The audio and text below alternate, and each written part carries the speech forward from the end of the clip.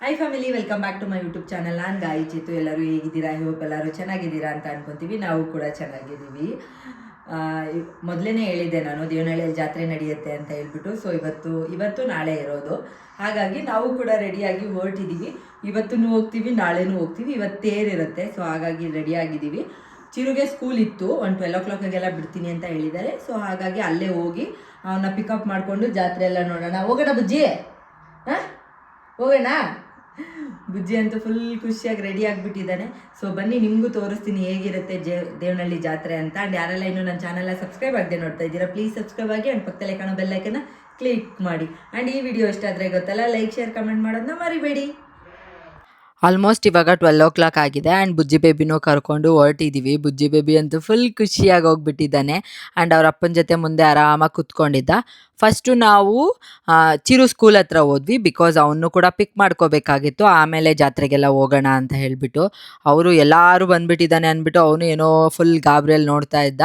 ಆಮೇಲೆ ಅವ್ರನ್ನೂ ಕೂಡ ಪಿಕ್ ಮಾಡಿಕೊಂಡು ಆ್ಯಂಡ್ ಒಳಗಡೆ ಯಾರನ್ನೂ ಬಿಡ್ತಾ ಇದ್ದಿದ್ದಿಲ್ಲ, 2 o'clock ಮೇಲೇ ಬಿಡೋದು ಅಂತ ಹೇಳಿದ್ರು. ಸೊ ಹಾಗಾಗಿ ನಾವು ಮೇನ್ ಎಂಟ್ರೆನ್ಸಿಂದ ಬರೋಣ ಅಂತ ಹೇಳ್ಬಿಟ್ಟು ಅಲ್ಲೂ ಹೋಗಿದ್ವಿ. ಸೊ ಎಂಟ್ರೆನ್ಸಲ್ಲೇ ಈ ಥರದ್ದು ವೆಲ್ಕಮ್ ಬೋರ್ಡ್ ಎಲ್ಲ ಹಾಕಿದ್ರು, ಈ ಥರ ಜಾತ್ರೆ ಎಲ್ಲ ನಡೀತಿದೆ ಅಂತ ಹೇಳಿಬಿಟ್ಟು.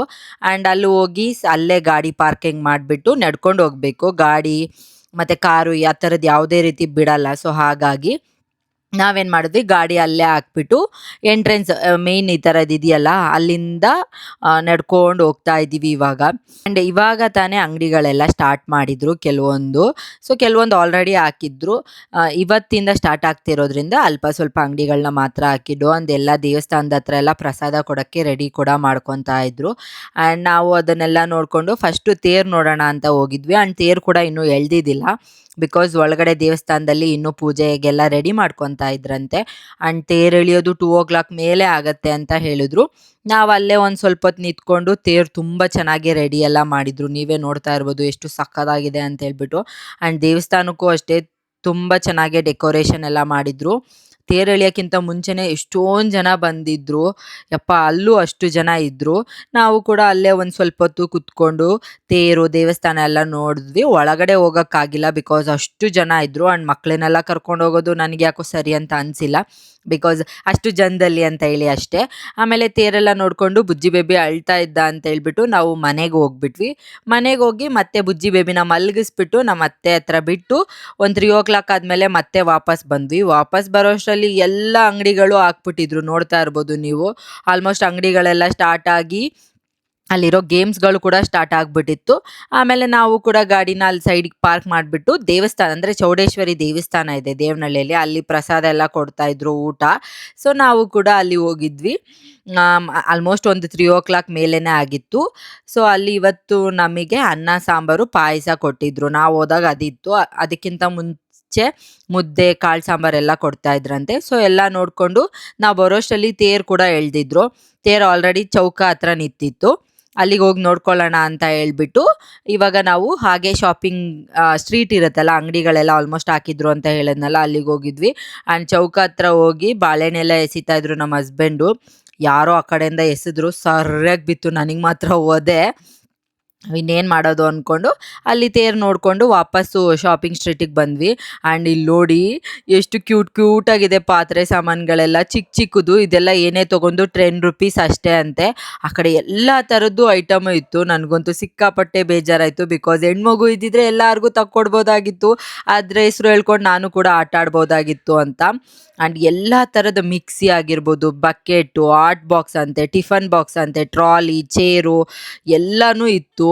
ಸಕ್ಕತ್ತಾಗಿತ್ತು. ಆ್ಯಂಡ್ ಇಡ್ಲಿ ಪಾತ್ರೆ ಅಂತೆ, ಕುಕ್ಕರ್ ಅಂತೆ ಅಂತ ತುಂಬ ಚೆನ್ನಾಗಿತ್ತು. ಸುಮ್ಮನೆ ನೋಡಿಕೊಂಡು ನೆಕ್ಸ್ಟು ನಮ್ಮ ಹಸ್ಬೆಂಡು ಕಾರಲ್ಲಿ ಇಡೋಕ್ಕೆ ಒಂದು ಹಾರ್ಟ್ ಶೇಪ್ದು ಕುಷನ್ ತಗೋ ಅಂತ ಹೇಳಿದರು. ಸೊ ಹಾಗಾಗಿ ಅದನ್ನು ನೋಡ್ತಾ ಇದ್ವಿ. ಅಲ್ಲೂ ಕೂಡ ಅಷ್ಟೇ, ಏನೇ ತೊಗೊಂಡ್ರು 100 rupees ಅಂತ ಹಾಕಿದ್ರು.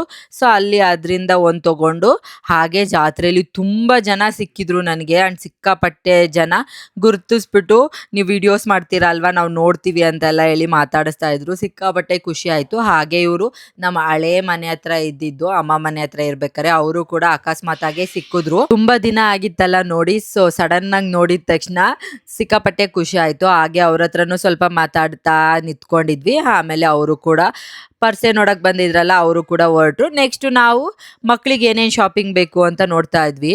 ನಮ್ಮ ಚಿರುಗಂತೂ ಒಂದು ಮನ್ಸು ಇರೋದೇ ಇಲ್ಲ. ಫಸ್ಟು ಅವನು ಕೆಲವೊಂದು ಆಟ ಸಾಮಾನೆಲ್ಲ ಬೇಕು ಅಂತ ಹೇಳಿದ್ದ. ಅದು ನಾವು ಪರ್ಸೆಗೆ ಬರೋಕ್ಕಿಂತ ಮುಂಚೆನೇ ಹೇಳಿದ್ದ ನನಗೆ ಕ್ಯಾರಮ್ ಬೋರ್ಡ್ ಬೇಕು ಅಂತ. ಅಲ್ಲಿತ್ತು ತಗೊಳ್ಳೋ ಅಂದರೆ, ಅದಾದಮೇಲೆ ಅಲ್ಲಿ ಬೇರೆ ತುಂಬ ಐಟಮ್ಗಳೆಲ್ಲ ಇತ್ತಲ್ಲ, ಅದನ್ನ ನೋಡಿಬಿಟ್ಟು ಇಲ್ಲ ನನಗೆ ಅದು ಬೇಡ, ಬೇರೆ ಏನಾದ್ರು ತೊಗೊತೀನಿ ಅಂತ ಅಂದ.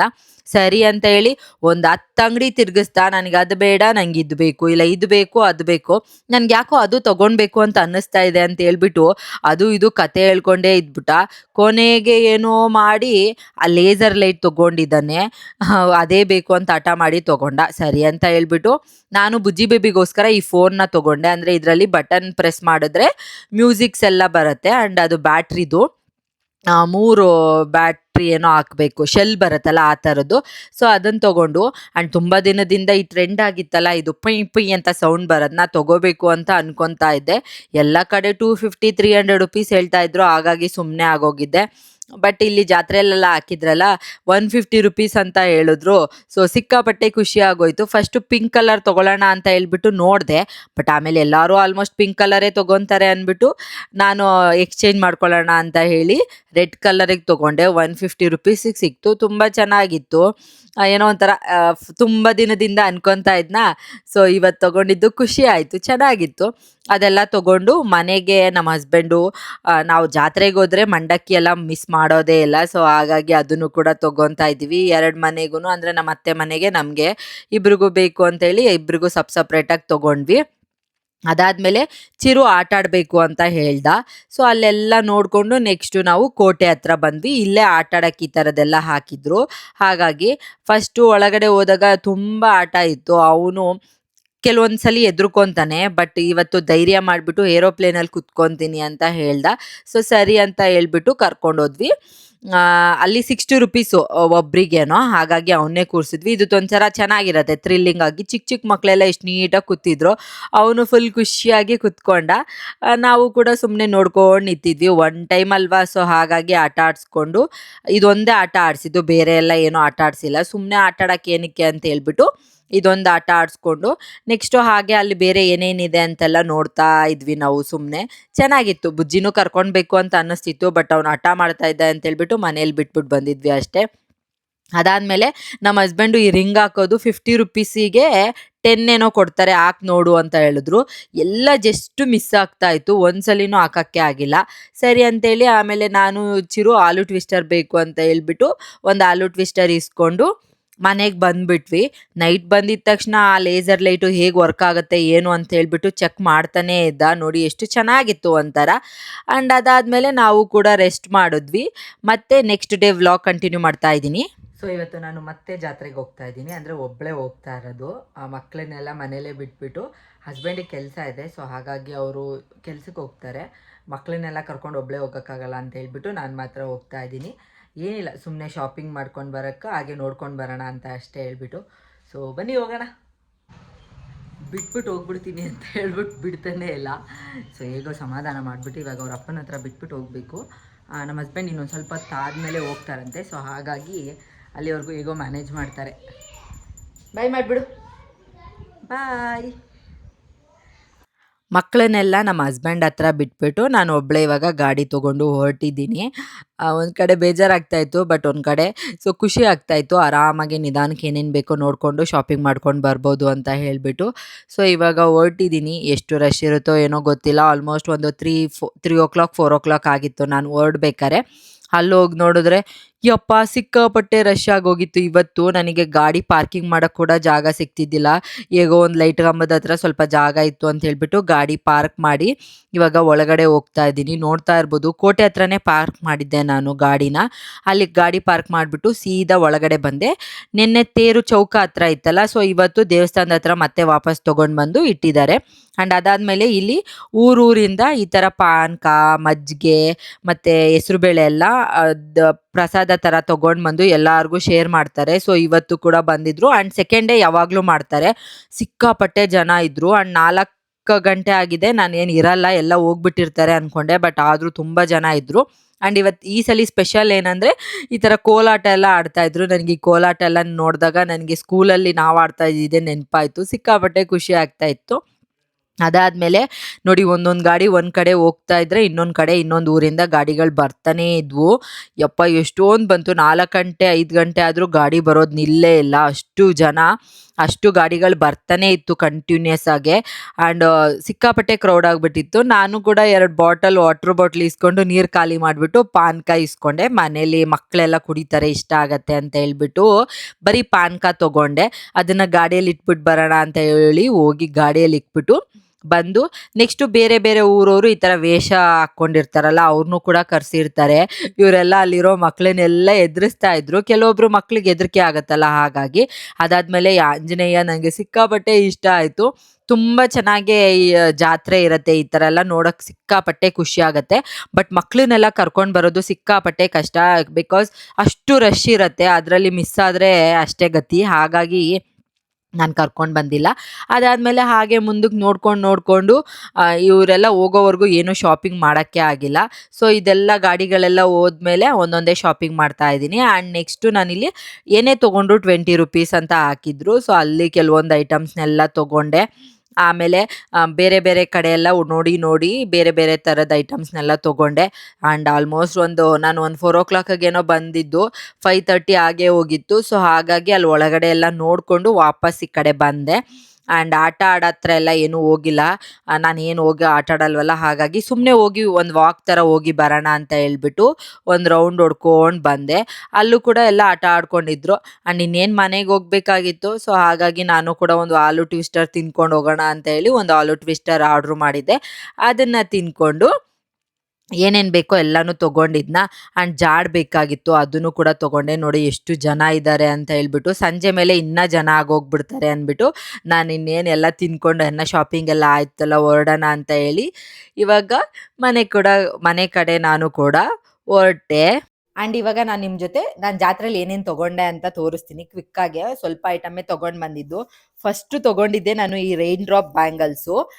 100 ರುಪೀಸ್ ಡಜನ್ ಅಂತ ಹೇಳಿದ್ರು. ನೆನ್ನೆನೇ ಕೇಳ್ಕೊಂಡು ಬಂದಿದ್ದೆ. ಸೊ ಇವತ್ತು ಬ್ಲ್ಯಾಕ್ ಕಲರ್ ತೊಗೊಂಡೆ, 2 ಡಜನ್ ಏನೋ. ನನಗೆ ಈ ಥರ ಬ್ಯಾಂಗಲ್ಸ್ ತುಂಬ ಇಷ್ಟ. ಸೊ ಹಾಗಾಗಿ ಕಲೆಕ್ಟ್ ಮಾಡ್ತಾ ಇದ್ದೀನಿ. ಇದು 3rd ಕಲರು. ನನ್ನ ತಮ್ಮ ನನಗೆ ಗ್ರೀನು ಮತ್ತು ರೆಡ್ ಕಲರ್ ತೊಗೊಂಡು ಬಂದಿದ್ದೆ. ಸೊ ನಾನು ಬ್ಲ್ಯಾಕ್ ಕಲರ್ ತೊಗೊಂಡಿದ್ದೀನಿ. ಅದಾದಮೇಲೆ ಕೆಲವೊಂದು ಐಟಮ್ ತೊಗೊಂಡೆ. ಇದೆಲ್ಲ ಏನೇ ತೊಗೊಂಡ್ರು 20 ರುಪೀಸ್ ಅಂತ ಹಾಕಿದ್ರು. ಸೊ ಅದರಲ್ಲಿ ಬೌಲು, ಈ ಬೆನ್ ಕಿರಿಯೋದು, ಈ ಥರದ್ದೆಲ್ಲ ತೊಗೊಂಡಿದ್ದೀನಿ. ಆ್ಯಂಡ್ ಅದಾದಮೇಲೆ ಮುದ್ದೆ ಮಾಡೋರ ಮನೆಯಲ್ಲೆಲ್ಲ ಈ ಥರದ್ದು ಇರುತ್ತೆ. ಇದು ಮುದ್ದೆ ಕೆರೆಯೋಕ್ಕೆ ಅಂತಲೇ ಸಪ್ರೇಟಾಗಿ ಬರುತ್ತೆ. ಸೊ ನಮ್ಮ ಅತ್ತೆ ಮನೇಲಿ ನೋಡಿದ್ನ, ಅದಕ್ಕೋಸ್ಕರ ನಾನು ಒಂದು ತೊಗೊಂಡೆ. ಯಾವಾಗಲೂ ಮುದ್ದೆ ಏನು ಮಾಡಲ್ಲ, ಬಟ್ ಇರಲಿ ಎಮರ್ಜೆನ್ಸಿಗೆ ಅಂತ ಹೇಳ್ಬಿಟ್ಟು ಒಂದು ತೊಗೊಂಡೆ. ಅದಾದಮೇಲೆ ಒಂದು ಸಿಝರು.